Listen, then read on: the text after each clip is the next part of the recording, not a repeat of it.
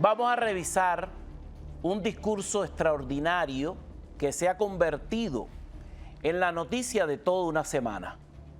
En Europa, en la conferencia de seguridad de Múnich, estuvo presente el vicepresidente de los Estados Unidos, J.D. Vance. Este era el evento que le faltaba, que necesitaba el vicepresidente estadounidense para convertirse en una estrella mundial de la política. Le hacía falta participar de un evento de este tipo. Expectantes, quienes lo vieron como el niño pobre que llegó a senador y en el primer periodo ya transitó a la oficina oval, quienes lo miraban a lo lejos a través de los recortes de prensa en las cadenas estadounidenses, no esperaron que J.D. Vance iba a barrer el piso con los problemas de Europa, teniendo en su auditorio a los líderes de Europa. Les dijo todo lo que tenían que escuchar y su discurso estuvo en función de una línea argumental básica: los problemas de libertad de expresión que ha sufrido el pueblo europeo son responsables en gran medida de todo lo que les ha estado ocurriendo. La intromisión de gobiernos que quieren dirigir hasta el modo de vida del europeo en su casa le ha hecho mucho daño al crecimiento de Europa. Las políticas desmedidas de la agenda verde que han lastrado la productividad y la riqueza de un continente tan plural como extraordinario, tienen que ver con todo lo que ha estado pasando en los últimos años en Europa. Les dijo de todo. Comenzó por hablar del tema de las libertades y los votantes y del tema de la migración, que es la principal crítica que tiene Europa para con los Estados Unidos. Europa dice que Washington está siendo muy cruel con la migración ilegal y criminal que entra en el territorio de los Estados Unidos. J.D. Vance fue a recordarles que ningún votante del continente europeo ha votado jamás a favor de que millones de inmigrantes no verificados estén ocupando sus países de origen. Eso es democracia. Europa, que habla tanto de la democracia, le consultó a sus ciudadanos si quería una migración irregular como la que han estado sufriendo durante los últimos años. No lo hizo. Le pasaron por encima todo eso. Sin embargo, convocan a una conferencia de seguridad global, lo hacen en Múnich, les toca el punto más serio a afrontar y tiene que ir en un rol de líder de la derecha y del mundo el vicepresidente de los Estados Unidos. Locuaz, perfecto, pérfido, hiriente. Evidencia. El número de inmigrantes que ingresaron a la UE desde países no pertenecientes a la UE se duplicó entre 2021 y 2022 solamente. Y por supuesto ha aumentado mucho más desde entonces. Y sabemos que la situación no se materializó en un vacío. Es el resultado de una serie de decisiones conscientes tomadas por políticos de todo el continente y otros en todo el mundo a lo largo de una década. Ayer vimos los horrores causados por estas decisiones en esta misma ciudad. Y por supuesto no puedo mencionarlo de nuevo sin pensar en las terribles víctimas que tuvieron un hermoso día de invierno en Múnich arruinado. Nuestros pensamientos y oraciones están con ellos y permanecerán con ellos. Pero ¿por qué sucedió esto en primer lugar? Es una historia terrible, pero es una que hemos escuchado demasiadas veces en Europa y desafortunadamente demasiadas veces en los Estados Unidos también. Un solicitante de asilo, a menudo un joven de unos 20 años, ya conocido por la policía, embiste un coche contra una multitud y destroza una comunidad. ¿Cuántas veces Debemos sufrir estos terribles reveses antes de cambiar de rumbo y llevar nuestra civilización compartida en una nueva dirección. Ningún votante en este continente fue a las urnas para abrir las compuertas a millones de inmigrantes no verificados. Pero ¿sabes por qué sí votaron? En Inglaterra votaron por el Brexit. Y estén de acuerdo o no, votaron por ello. Y cada vez más en toda Europa están votando por líderes políticos que prometen poner fin a la migración descontrolada. Ahora, yo coincido con muchas de estas preocupaciones, pero no tienes que estar de acuerdo conmigo. Solo creo que a la gente le importa su hogar, les importan sus sueños, les importa su seguridad y su... Usa un término que es aplastante, se llama civilización compartida. No tienes manera de decir que él odia a los migrantes o que no está de acuerdo con la migración organizada. La civilidad y las civilizaciones deben compartir sus oportunidades entre sí, pero yo te lo tengo que consultar. Yo no puedo decidir quién va a ir a pernoctar a tu casa. Los gobiernos de Europa lo han hecho. Han decidido a nombre de los europeos, sin hacerles la más elemental pregunta. Una herida fuerte les propinó J.D. Vance cuando dijo: nadie en Europa votó porque millones de migrantes estén ocupando los países de los que no son, de una manera irregular. Eso mismo ha estado pasando en los Estados Unidos. El enfoque que se da a las deportaciones, por ejemplo, que están ocurriendo con los criminales que entraron al territorio de los Estados Unidos, que mayormente han sido identificados como criminales y por eso han sido deportados. Eso ha generado un enfoque repulsivo. No digo yo que no hayan deportado a personas que en verdad tenían condiciones para readecuarse a las condiciones del modo de vida estadounidense. Yo entiendo que en este tipo de circunstancias muchas veces pagan justos por pecadores. Pero el enfoque que se está dando de la persona deportada, el chantaje emocional de ahora quién va a trabajar si están deportando a los deportables, es una postura que en verdad no engrandece la nobleza de la seguridad nacional. Hay una herida que le propina J.D. Vance a los líderes europeos. Nadie votó en Europa porque miles de migrantes entraran descontroladamente. Sin embargo, millones de ingleses sí votaron en el Reino Unido por el proceso que los separó de Europa. ¿Por qué? Porque Inglaterra no comparte este ideal de civilización compartida sin una regulación del tema migratorio. Y por eso Inglaterra se separó de la Unión Europea y no veo que estén lamentándose por haberlo hecho. Han vuelto a ser lo que siempre fueron como país y como potencia. Este discurso es tendencia mundial durante esta semana. Aquí se ha interpretado de múltiples maneras, en el mundo ha tenido mucha resonancia.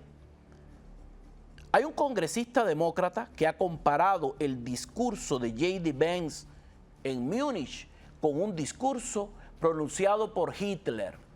Él dijo, bueno, si fue a Alemania, pues comparémoslo con Hitler. Dijo, por supuesto, en MSNBC, que es la cadena de televisión que se presta para este tipo de interpretaciones, lo dijo Seth Moulton, que es congresista por Massachusetts. Dijo, creo que muchos de nosotros nos sentimos totalmente avergonzados cuando el vicepresidente J.D. Vance no pronunció un discurso, sino una conferencia condescendiente sobre los principios fundamentales de la democracia ante nuestros aliados europeos.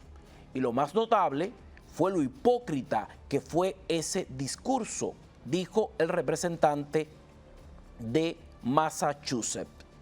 Lo que me preocupa es la amenaza interna, dijo una y otra vez J.D. Vance. Este congresista es como el marco para que comiencen las confusiones. Después que gente así aparece, entonces aparecen los papagayos que necesitan lecciones históricas. Una de las primeras papagayas de la semana fue la moderadora de la cadena CBS, que tuvo una conversación con Marco Rubio. Ella, cuando vio todo este material que vino de Europa, encontró un razonamiento que le golpeó la cabeza. Según ella, el problema principal que generó la entronización de Hitler y los nazis fue el exceso de libertad de expresión, de mensajes que generaron este tipo de problemas. Inmediatamente el senador Marco Rubio le salió al paso y le dijo, no, estás equivocada, esa no es la historia, eso no fue así. No puedes estar tú satanizando las libertades fundamentales ahora para establecer una comparación traída por el pelo. O sea, ella que escuchó al congresista diciendo o Hitler o J.D. Vance, se bajó este disparate. Te lo recuerdo. Evidencia. Well, he was standing in a country where free speech was weaponized to conduct a genocide. And he met with the head of a political party that has far-right views and some historic ties to extreme groups. The context of that was changing the tone of it. And you know that the censorship was specifically about the right. No, I have to disagree with you. Free speech was not used to conduct a genocide. The genocide was conducted by an authoritarian Nazi regime that happened to also be genocidal because they hated Jews and they hated minorities and they hated those that they had a list of people they hated, but primarily the Jews. There was no free speech in Nazi Germany. There was none. There was also no opposition in Nazi Germany. They were a sole and only party that governed that country. So that's not an accurate reflection of history. I also think it's wrong. Again, I go back to the point of his speech. Okay, the point of his speech was basically that there is an erosion in free speech and intolerance for opposing points of view within Europe, and that's of concern because that is eroding. That's not an erosion of your military capabilities. That's not an erosion of your economic standing. That's an erosion of the actual values that bind us together in this transatlantic union that everybody talks about. And I think allies and friends and partners that have worked together now for 80 years should be able to speak frankly to one another in open forums without being offended, insulted, or upset. And I spoke to foreign ministers from multiple countries throughout Europe. Many of them probably didn't like the speech or didn't agree with it, but they were continuing to engage with us on all sorts of issues that unite us. So again, at the end of the day, I think that people give all that is a forum in which you're supposed to be inviting people to give speeches, not basically a chorus where everyone is saying the exact same thing. That's not always going to be the case when it's a collection of democracies where leaders have the right and the privilege to speak their minds in forums such as these. ¿Para qué sirvió el discurso de J.D. Vance en Múnich? Bueno, para probar el gran retroceso que tiene Europa en función de los valores fundamentales de la humanidad, a pesar de que quieren fingir lo contrario. Europa ha retrocedido mucho en estos términos y los procesos que se están gestando en Europa le están enviando una respuesta concreta a las autoridades para que entiendan lo que está pasando. Sin embargo, quienes no quieren ver, especialmente este congresista de Massachusetts, insiste en que el discurso de J.D. Vance en Europa fue muy peligroso. Evidencia. with Ukraine. We stand with Ukraine. We do not approve of the administration's moves to negotiate just with Russia. We don't approve of what Secretary Hegseth, the Fox News personality, did just a day before, basically selling out the Ukrainians by giving away our biggest leverage in the negotiation, saying that it was unrealistic for Ukraine to get its sovereign borders back and for Ukraine to ever join NATO. So what the delegation was trying to do is make up for the administration, but the result was chaos. And our European leaders, with whom we have stood strong in NATO to prevent wars in Europe ever since World War II, they feel really lost and they feel abandoned as allies. And what's most dangerous about this is what one Republican advisor told me after the speech, was that, you know, a lot of us were talking about how it was embarrassing, how it was out of touch, how it was selling out the Ukrainians.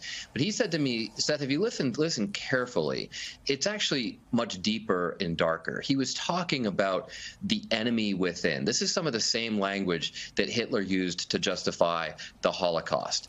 Just after the speech, Vice President Vance went to the old Nazi Party headquarters in Munich to meet with the leader of the modern-day neo-Nazi party in Germany.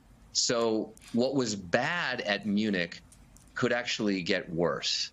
This is a very, very dangerous administration. I think our European allies are just coming to terms with it.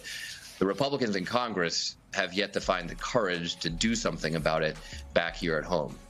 Coincido con el representante de Massachusetts en una línea. Esto podría empeorar más. Si no, esto va a empeorar más, señor. Va a empeorar porque más que un discurso contra los líderes europeos de la izquierda, lo que hizo J.D. Vance fue hacerle una advertencia histórica a Europa. Les ha dicho, por culpa de estas políticas, Europa, por lo visto, cada vez está cayendo más en el autoritarismo, que es lo que pasa, que son las decisiones trascendentales de las naciones que no se consultan, porque son como un bloque.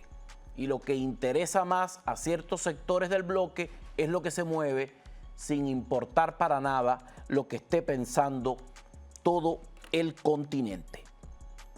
¿Por qué nuestros aliados o cualquier persona debe sentirse irritada o irritado por el esplendor de la libertad de expresión?